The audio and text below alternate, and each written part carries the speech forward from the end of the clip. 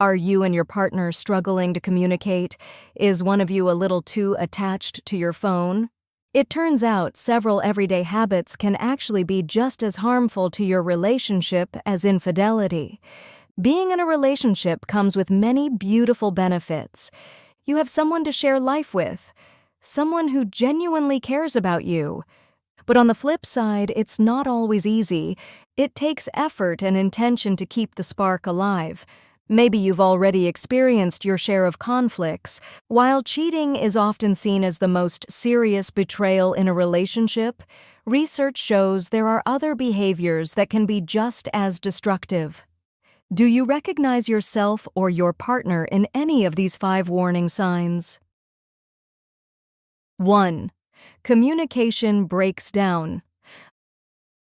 According to a study by yourtango.com, a leading website on love and relationships, communication issues are the #1 reason couples get divorced. Right behind that is the inability to resolve conflict effectively. The study also found that men and women experience communication differently. While many women feel frustrated that their partner doesn't offer enough emotional validation, many men are overwhelmed by what they perceive as constant nagging and complaining. 2. You compare your partner to others. If you're constantly comparing your partner to other people, you're more likely to notice flaws and create conflict. Maybe you're comparing their looks, their parenting, or how much they contribute around the house. Instead of comparing, try to see your relationship as a unique, unified bond. According to ScienceDaily.com, viewing your partnership as a team helps protect it from negative thoughts and keeps the connection strong. 3. TV has given you unrealistic views of romance. Have romantic comedies and perfect love stories on TV shaped your expectations? If so, it could be quietly harming your relationship. Research shows the more you believe in fairy tale love from movies and shows, the less engaged you are in your real-life partnership. It might be time to check in with your own expectations and ask yourself, are these realistic or are they fantasy? 4. You believe there's only one truth.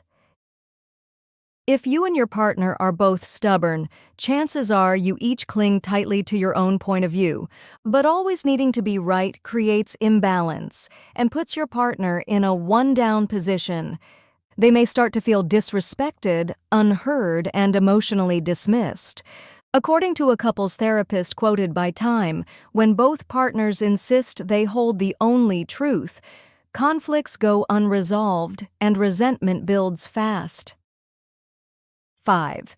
You're too attached to your phone. Does your partner get frustrated when you're glued to your screen? They might have a very valid reason. Research shows that our relationship with our phones can damage our romantic relationships, especially when our partner senses that the phone is getting more attention than they are. And it's not about how much time you spend on your phone.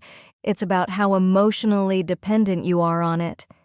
In one study, participants who felt their partner was hooked on their phone reported lower relationship satisfaction and even jealousy toward the device itself. Yes, research shows these 5 factors can seriously threaten your relationship, but that doesn't mean your relationship or marriage is doomed just because you recognize yourself in a few of them.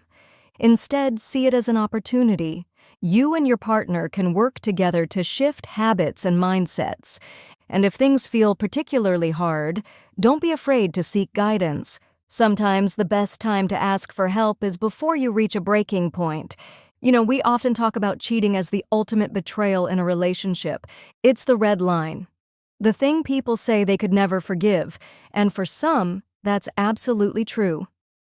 But here's the truth I've come to realize. Not all wounds in a relationship come from cheating. Some of the deepest cracks form slowly, silently, in the little everyday moments we dismiss as normal. Moments where connection is missed, where understanding fades, where the space between two people, once full of warmth and curiosity, starts to feel like distance. And what's wild is, It can happen without either person meaning to hurt the other. Let's be honest, most of us are not in relationships with monsters. We're with people who are flawed, tired, overwhelmed, and yes, sometimes selfish, just like we are. We're all just trying to do life the best way we know how, often while carrying our own invisible wounds. So when communication starts to break down, or when we reach for our phone instead of our partner's hand, or when we compare our relationship to the ones we see online or on screen, we might not be trying to pull away. But that's exactly what's happening. Here's the thing. Love doesn't usually end in one dramatic explosion. More often, it fades from 1,000 tiny moments where we stopped choosing each other. And it's not about being perfect, it's about noticing. Noticing when we interrupt instead of listen. Noticing when we roll our eyes instead of ask a question. Noticing when we grab our phone instead of making eye contact. And then intentionally choosing, to come back.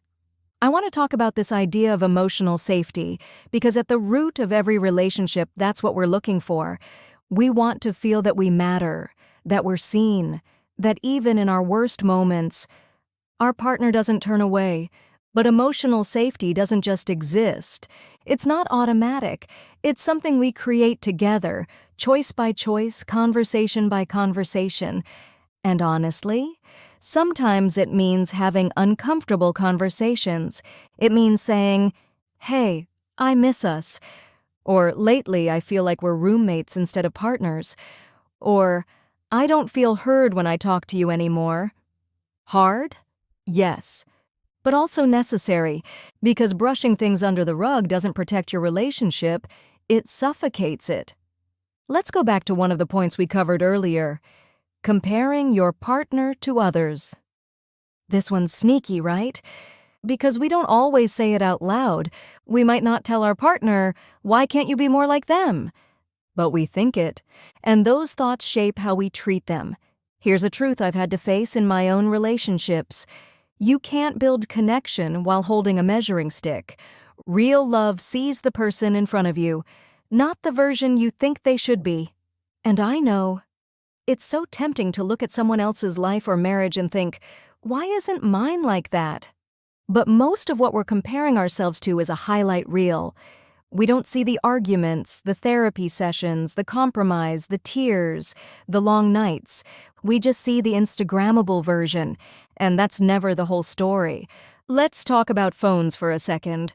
This one gets personal for a lot of us, myself included, because we live in a world where our phones are literally designed to hijack our attention.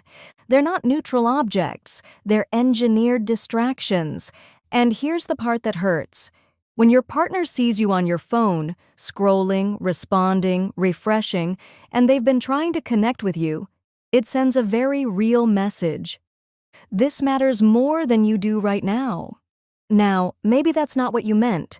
Maybe you're just checking an email or looking up something you forgot.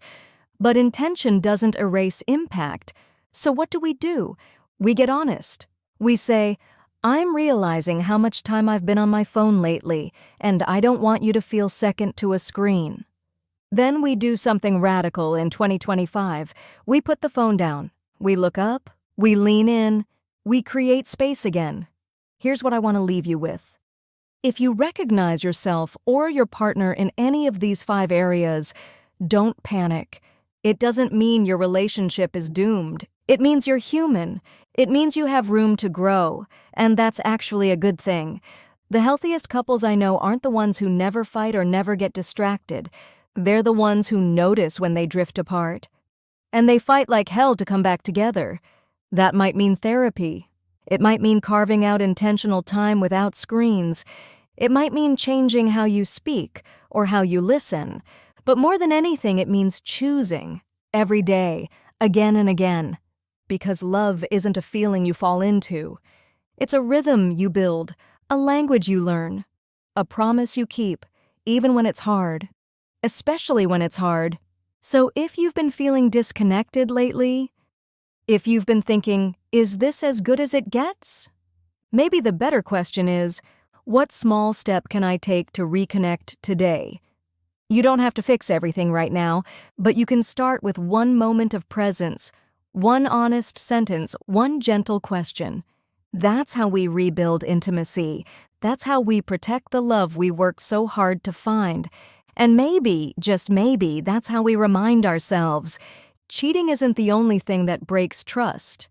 But presence, patience, and repair, those are the things that bring it back.